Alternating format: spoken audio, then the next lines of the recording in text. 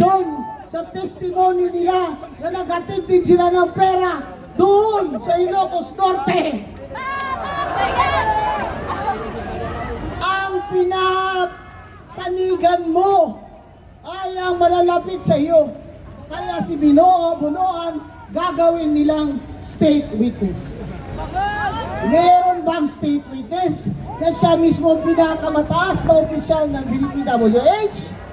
Tama ba yun? Tama ba? Gusto lang nila magsabi si Bunoan na si Romualdez ang mastermind para tumigil na tayo lahat. Pwede bang si Romualdez lang ang mastermind?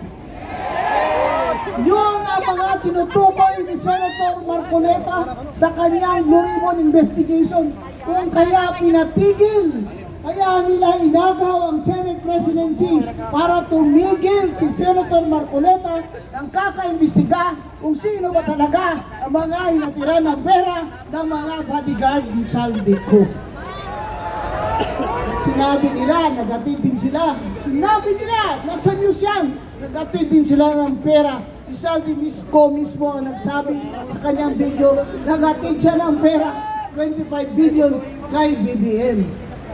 Ang sagot lang ni BBM sa atin, nung sinabihan siya na nagrarally tayo, sabi niya,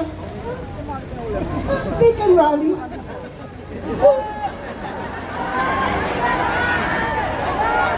Bangag ang puta.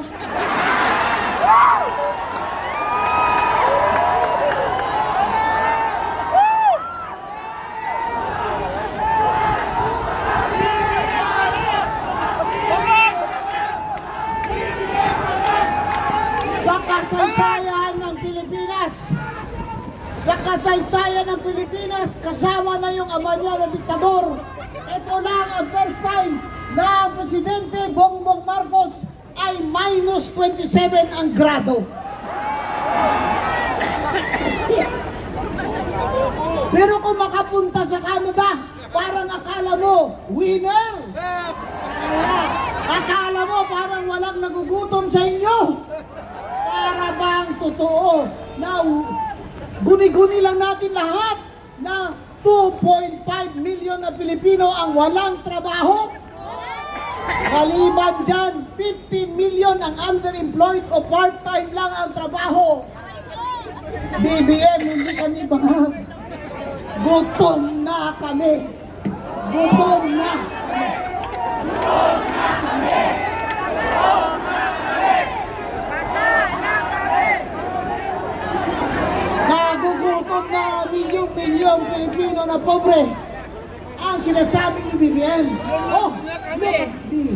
I am president of an upper middle class country, sabi ng World Bank. Kago! Hindi ka ba naman bobo, naniwala ka dyan dahil wala kang alam, di ka na nag-graduate sa college eh. BBM, baka hindi mo alam. Pero kami, hindi kami bagag, kaya alam namin na yung upper middle class na yan, na klasifikasyon ng World Bank, ang ibig sabihin lamang yan ay dahil niloloko nyo kami, dahil ang ginawa nyo batayan sa pagsuma-suma total ay gross national income. Ang income ng buong Pilipino. Eh syempre, ang dami namang oligarko. Ang dami namang mayayaman. Kaya hindi nabibilang yung nagugutom. O kaya sa gross national income, upper middle class na daw kayo. Ikaw kaya, bakit ka nakapaa? Upper middle class ka ba, bata? Nakapaa ka pa rin hanggang ngayon. Hindi ka pa rin nakapag-aral. Mataas pa rin ang presyo ng pagkain. Simula nang maupo sa 2022, mataas ang bigas, mataas ang galunggong, at gulay hindi mo na kayang bilhin. Mula ngayon, kayo mga pobre, i-xerox nyo na lang ang manok. Wala kayong ulamin, i-xerox nyo ang galunggong. Kasi sabi naman ng abogado nila, ay yan ay original na rin. Ano kaya kung ipasirox ko yung galunggong at ipalamon ko sa'yo? Masarap kaya yun? Walang patis? Walang suka? Yan na ang sitwasyon natin mga pobre Pilipino dahil sa 4 na taon na si BBM ang presidente, wala siyang ginawang mabuti. Pagkos ang ginawa niya ay hinayaan niya magnakaw na magnakaw! Magnakaw na magnakaw! Ang mga taong napakapalibot sa kanya, hindi kami bangag BBM.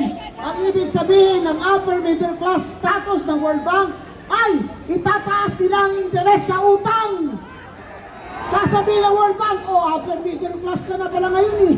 Mataas naman pala ang gross national income mo. E di tataasan natin yung interes ng utang ng mga Pilipino. Hayop ka! Hindi mo na inisip ang mga taong nagugutom. Ikaw, flex-flex ka pa, upper middle class.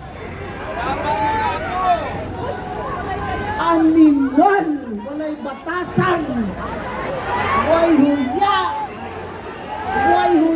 hindi kagwang.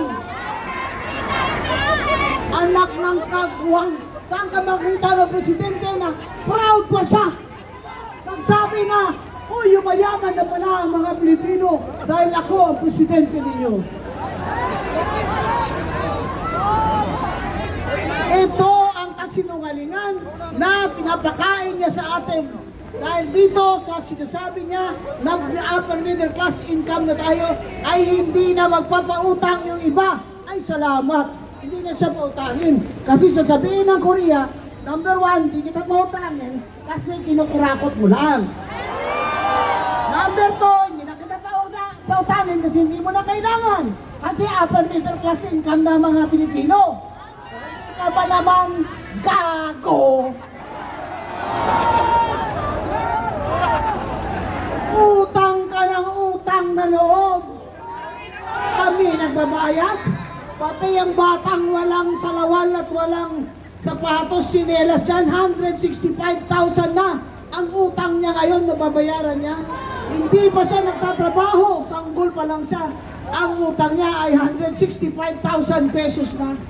At ano ang mangyayari sa mga bata na pinapaaral natin? Na nangungutang mga magulang, halos hindi na kumakain sa trabaho. Hindi na kumakain, wala na merienda para lang may baon ng mga bata. After 2 years, bago umalis si Bongbong Marcos, wala ng trabaho.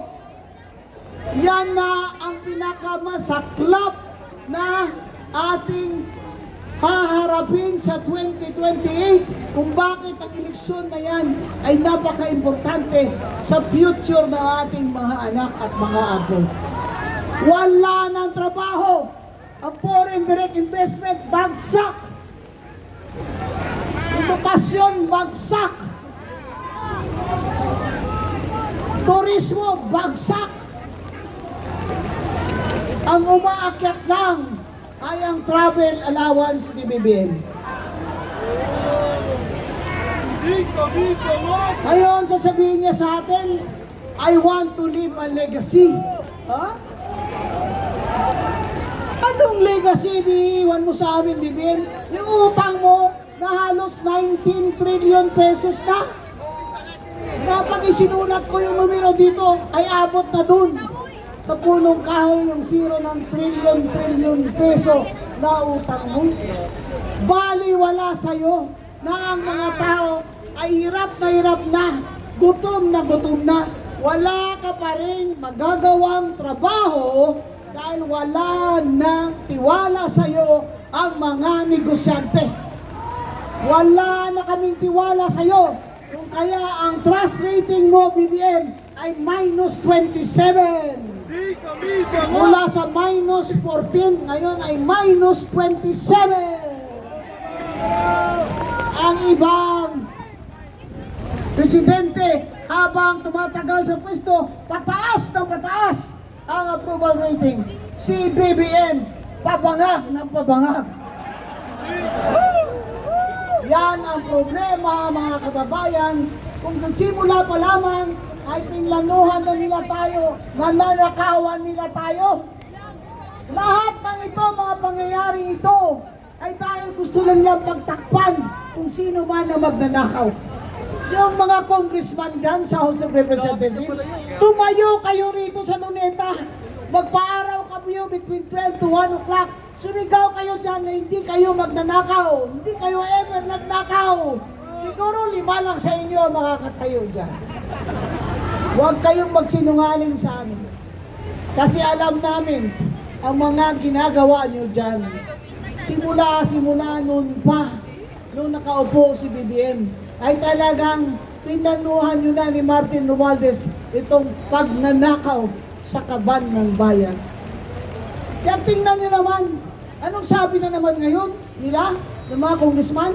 Hindi lamang si Senator Marcoleta, kundi lahat ng mga nagsusuporta kay Senator Marcoleta at kay VP Sara, dapat ay arestuhin din natin. Anak kayo ng mga adik.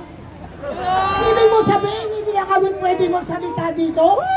Hindi na kami pwede magsabi na bagag itong administrasyon na ito. Lahat kami na hindi sumasang-ayon sa pagnanakaw nyo, ipapa-aresto nyo. Ano kayo? Anong tingin nyo kay BBM? Hari? Dahil sa ibang bansa nung araw, kagaya ng Thailand, ay may batas. Dapat ang hari ay tiningnan mo lang sa mata. O kaya ay pinagsalitaan mo, ikaw ay pupugutan o papatayin. Walang hari sa Pilipinas. Dahil itong demokrasya natin ay pinanalo ng ating mga ninuno sa dugo, pawis, at sakripisyo nila. Para ano? Para ang mga BBM gang ay malaya sa pagnanakaw na hindi na natin sila pwedeng murahin. Bakit nagrereklamo si Auntie Claire na adik yan! Adik! Adik! Adik! Adik! Adik! dapat daw imbestigahan ng Department of Foreign Affairs ang mga nagsabi sa kanyang pangit ka?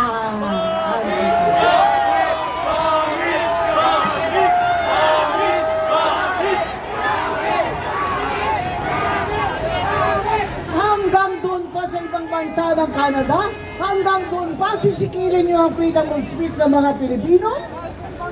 Eh, totoo naman talagang pangit ka.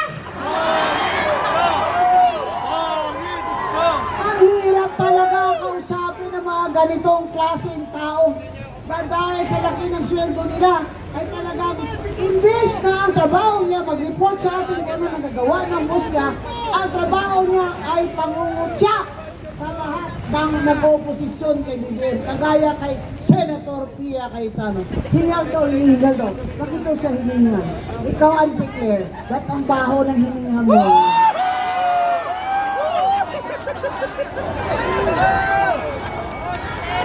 Bars!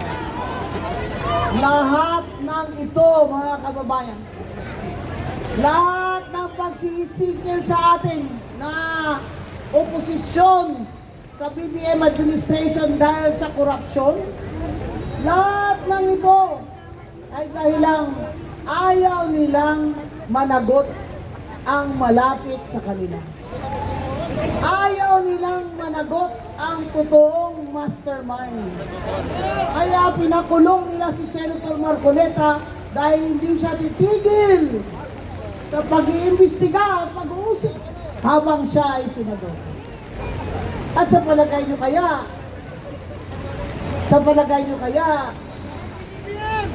nasira nila ang pananampalataya ni Senator Marcoleta sa Diyos? Hindi! Bagkos lumalakas ang kanyang pananampalataya sa mahal na Panginoon. Dahil alam niya na sa Biblia, pag tayo ay pinipersecute, in the name of truth, God is with us. If God is with us, can be against us. Kaya magpakatatag kayo. Pasalamat kami sa inyo. At si Congressman Paulo Marcoleta ay andito na kahit umuulan, bumabagyo. Ako, may ugo, galing pa ako sa labas ng Maynila. Sabi ko, kung kaya nilang magpakaulan dyan, dapat mas kaya ko dahil sila, nanggagaling ko sila kung saan-saan. Kaya kami, nakikiisa sa inyo, nagpapasalamat sa inyo. Ang hiling lamang po namin, ipanalangin niyo si Senator Rodolfo Marcoleta na maging matatag ang kanyang faith at pananampalataya sa mahal na Panginoon. Ipanalangin natin na ang mga kampon ni Satanas ay matali na ang kanilang mga kamay at masara ang kanilang mga bibig. Sana huwag kayong magsawa. Kung bawat Biyernes nandito tayo, magkikita tayo dito. Hindi tayo aatras. Hindi tayo aatras. Hindi tayo aatras. Walang Dahil hindi tayo bagag. Si BBM ang bagag. Kailangan malaman ng ibang bansa na nagpuprotesta ang mga Pilipino dito bawat linggo.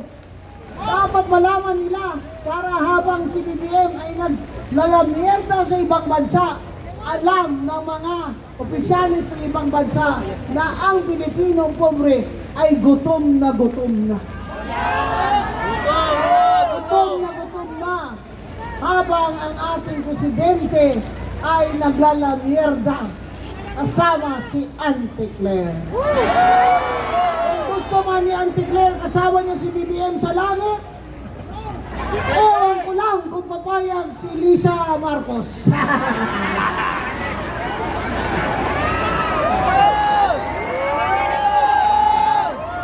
Kaya mga kababayan, manalig po tayo na may Diyos ang kalibutan. And in the Bible it says, vengeance is mine, said the Lord. Vengeance is mine, said the Lord. Lahat ng pag-uusig nila kay Senator Marcoleta ay naikatapusan din. Pero ang mahalaga sa lahat, siya ay pinili pa rin na mag-sacrifice para sa atin, para mapukaw ang damdamin natin, mapukaw pag-iisip na natin na itong administrasyon ni BBM ay wala nang dalang kabutihan, puro kasamaan. Worse pa ngayon dahil ang plano nila, ipakulong nila lahat ng mga nagsusuporta kay Senator Marcoleta at kay BP Sara. Kaya mga kababayan, maraming salamat. Kahit masama ang panahon ay nandito kayo. Iniwan nyo yung mga bahay nyo, mga anak nyo maliliit, para lang po magkita-kita tayo dito. Huwag po kayong magsasawa, manalig po tayo. Magsama-sama po tayo dito, linggong-linggo. Maraming salamat po. Attorney Rowena Guanzon po, ang inyong lingkod. Salamat.